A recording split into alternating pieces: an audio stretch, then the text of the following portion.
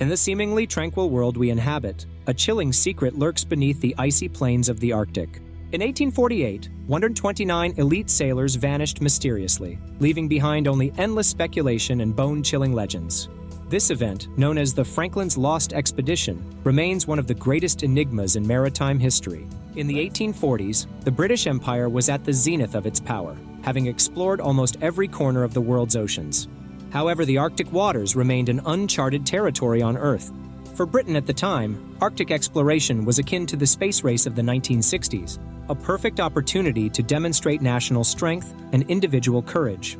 Theoretically, there were two routes to the Arctic, the Northwest Passage near Canada and the Northeast Passage close to Russia. As the dominant naval power, the British Empire naturally favored exploring the Northwest Passage. In 1845, a Royal Navy fleet comprising 129 elite sailors set sail on this uncharted course. This fleet was equipped with two of the most advanced warships of the time, HMS Terror and HMS Erebus. These two vessels, specifically designed for Arctic exploration, were the epitome of technological advancement. They were not only fitted with seawater purification and heating systems, but also equipped with internal combustion engines, allowing them to navigate using propellers even in windless conditions. The ships carried provisions sufficient to sustain the entire crew for 3 years, including 10,000 emergency canned goods that alone could sustain life for 2 years. Beyond the ample supplies, the fleet was also equipped with a library housing 10,000 books, providing the crew with intellectual stimulation during their long voyage. This detail perfectly illustrates the elite status of the crew members. Not only were they all literate, but some were even fluent in Inuktitut. The fleet was commanded by Sir John Franklin, a seasoned explorer who had visited the Arctic multiple times and possessed extensive experience in surviving polar environments. On May 19, 1845, HMS Terror and HMS Erebus set sail from England, with the eyes of the world fixed upon this fleet. 2 months later, they made a brief stop in Greenland, dispatching their final batch of letters back to England. On July 28th, Europeans caught their last glimpse of the fleet in Baffin Bay. At that time, the crew appeared healthy, vibrant, and in high spirits. Little did anyone know that this hopeful farewell would be their final contact with the civilized world. What awaited them was a test of survival beyond imagination. According to the original plan, the fleet was to traverse the Arctic, expecting to emerge in Alaskan waters in less than 2 years. If they failed to find a passage through the Arctic, they were to return to Greenland after 2 years. However, by the summer of 1848, a full 3 years had passed, and the fleet had completely lost contact. It seemed as if the Arctic had swallowed these 129 brave explorers whole. Lady Franklin, Sir John's wife, began anxiously searching for her husband's whereabouts.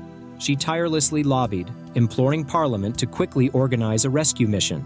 The British Parliament offered a reward of £20,000, supplemented by Lady Franklin's private donation of £10,000 to encourage private expeditions to search the Arctic. Meanwhile, the British government spared no effort, dispatching 13 warships and 15 land-based rescue teams. However, after 5 years of searching, they failed to find even a single body.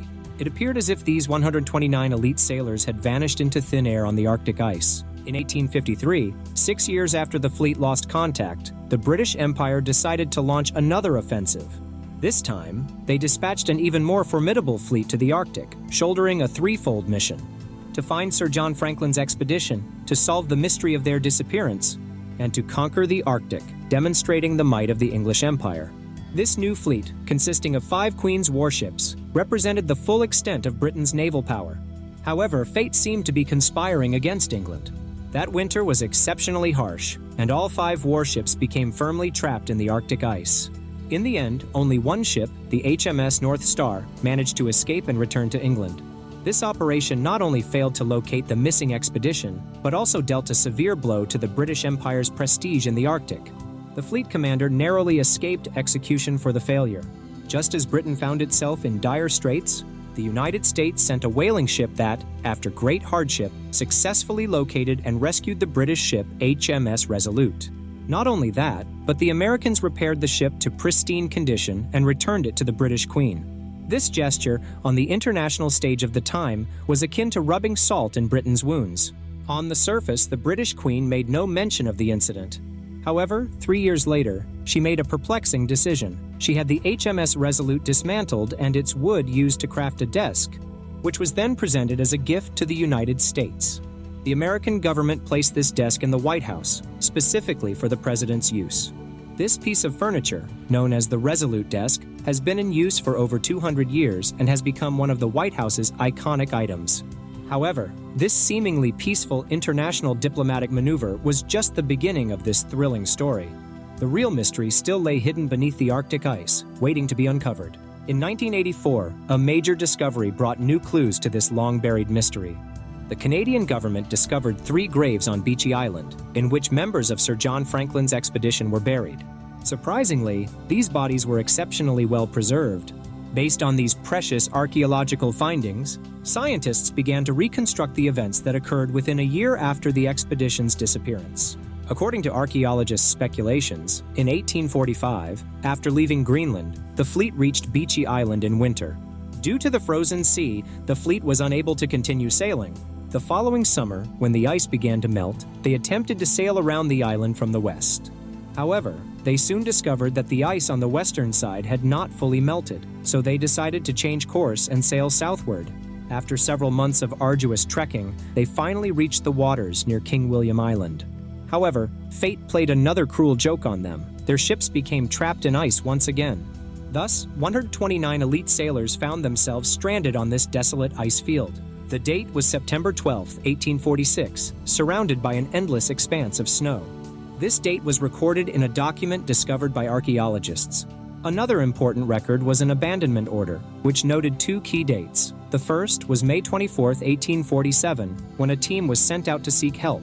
The second was May 25, 1848, which recorded that Sir John Franklin had passed away on June 11, 1847. Through these archaeological findings, we can establish several facts. Firstly, the fleet was trapped on King William Island for 19 long months. Secondly, during this time, Fleet Commander Sir John Franklin unfortunately passed away, with Captain Francis Crozier of HMS Erebus taking over command. Thirdly, and most disturbingly, during this period, the fleet seemed to have been attacked by some mysterious force, resulting in the deaths of 9 officers and 15 crew members. It was this unknown threat that ultimately forced Captain Crozier to order the abandonment of the ships. However, as more archaeological evidence came to light, some perplexing details began to surface. Scientists discovered that the food supplies left on the ships were still plentiful.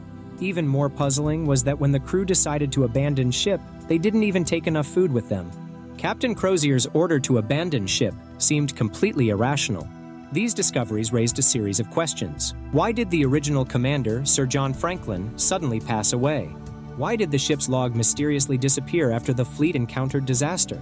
Faced with these enigmas, archaeologists were unable to provide any convincing answers. Just as the scientific community was mired in confusion, an unexpected source of information brought new clues to this puzzle. Ancient Inuit legends contained a wealth of details about this lost fleet. These legends were compiled in a book titled Terror, revealing a truth that exceeded our imagination. According to Inuit legend, the crew first encountered evil on an ordinary day. At that time, a small party returned to camp to find their supply boat had been overturned by some force. Initially, they thought it was the work of polar bears. However, things quickly took a sinister turn. The sky suddenly turned pitch black, and ice blocks fell from the sky, forcing them to hurriedly seek shelter in the camp. It was then that they heard the howls of beasts outside the camp. Instinctively, they ventured out, shot a polar bear, and decided to have it for dinner. But the real horror was just beginning. In the darkness, some crew members fired at the snowy slope, hitting a human figure. When they approached to investigate, they discovered it was an elderly Inuit man. The old man's daughter was also present, shouting at the crew members, leaving everyone stunned. At that moment, a mysterious evil force suddenly rushed out, dragging away their leader. Frightened, the crew members carried the wounded old man and quickly fled back to the ship. However, the ship's doctor soon discovered a chilling fact. The old man's tongue was missing, rendering him unable to speak.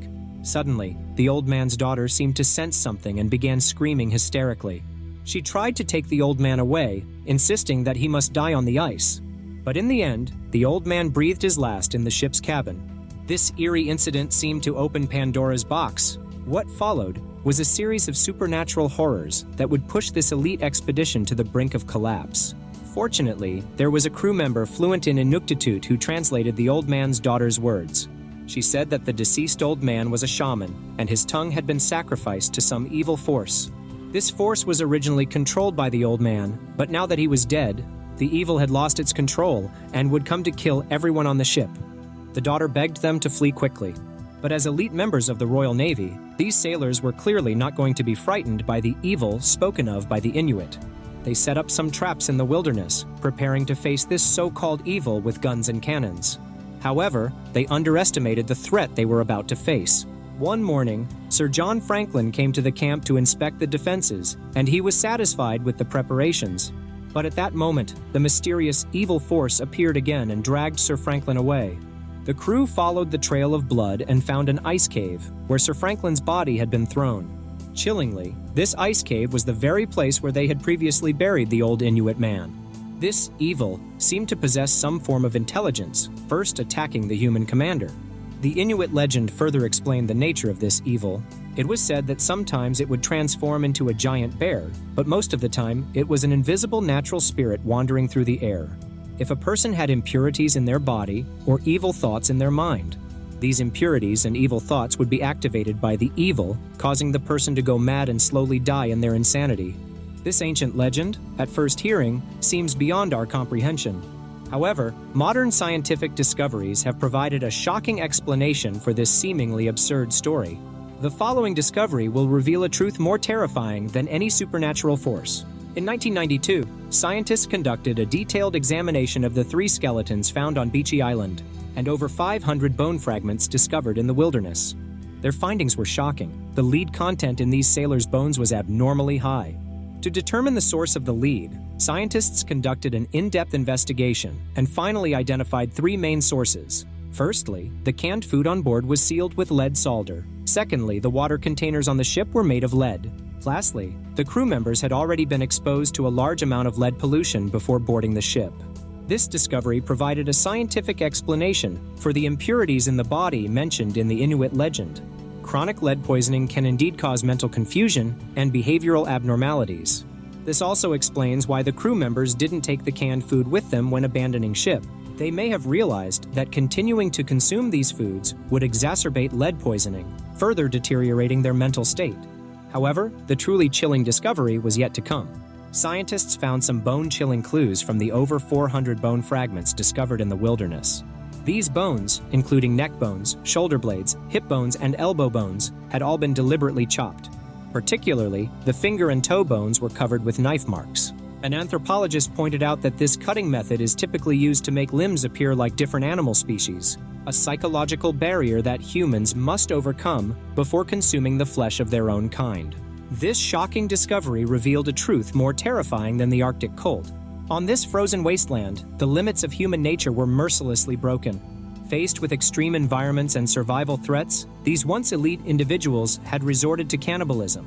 This horrifying conclusion not only solves the mystery of Franklin's lost expedition, but also sounds an alarm for us. In extreme environments, where exactly is the bottom line of human nature? This question might make each of us ponder deeply. The Inuit legends never lied. They had indeed seen those missing sailors, but those sailors were being chased by an evil force and were ultimately all devoured. However, this evil did not come from the outside, but from within the sailors themselves. Once they crossed the moral line and began to consume the flesh of their own kind, they broke God's prohibition and became that terrifying evil themselves. This horrifying conclusion not only solves the mystery of Franklin's lost expedition, but also sounds an alarm for us. When faced with extreme environments and survival threats, can we truly maintain our rationality and humanity? The tragedy of Franklin's expedition is perhaps a warning and a test for each of us. It reminds us that even in the most difficult circumstances, we must strive to maintain the light of humanity. This story tells us that true evil is not a supernatural force from the outside, but the dark side lurking deep within each person's heart. In extreme situations, this dark side may be awakened, causing us to behave in ways we could hardly imagine under normal circumstances.